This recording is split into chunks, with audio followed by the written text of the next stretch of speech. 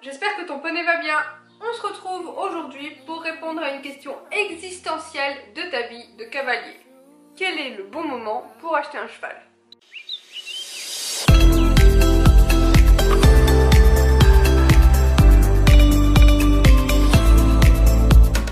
Non, ne mens pas, je sais que toi aussi tu en rêves depuis ton plus jeune âge, mais c'est à l'adolescence que ça devient un petit peu obsessionnel.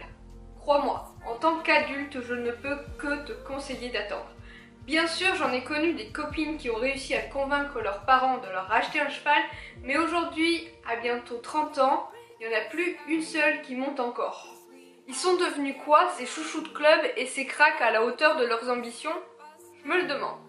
Puis quand tu y réfléchis, c'est un âge où tu as envie de bouger, où tu vas passer ton permis, partir faire tes études, bref, tu vas devenir adulte. Et dois-je vraiment te rappeler combien coûte un cheval tous les mois?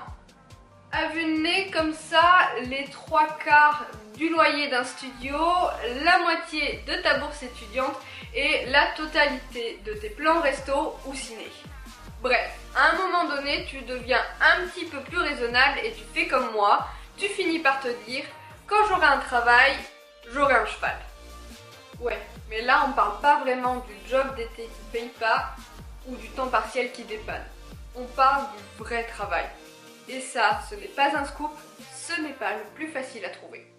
Puis quand bien même, tu te rendras vite compte qu'on vit dans une société qui te poussera plutôt à faire un crédit pour une voiture, à acheter une maison et à fonder une famille. C'est pas vraiment dans les mœurs de vivre ton rêve de gosse. Mais je vais vous dire, moi, quand j'ai acheté Lyon, j'étais pas en CDI. Pire, j'étais à temps partiel. Mais il y a juste un moment dans ma vie où je me suis dit, c'est maintenant ou jamais. En fait, c'est quand tu choisis de tirer ta voiture à 250 000 km alors que les autres en changent tous les 3 ans.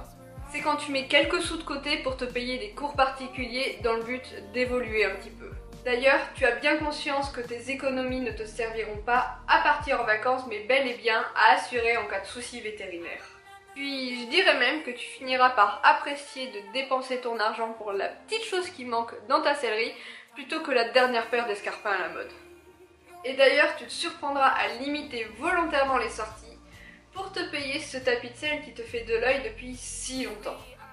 Voilà, en fait, il n'y a jamais de bon moment pour acheter un cheval.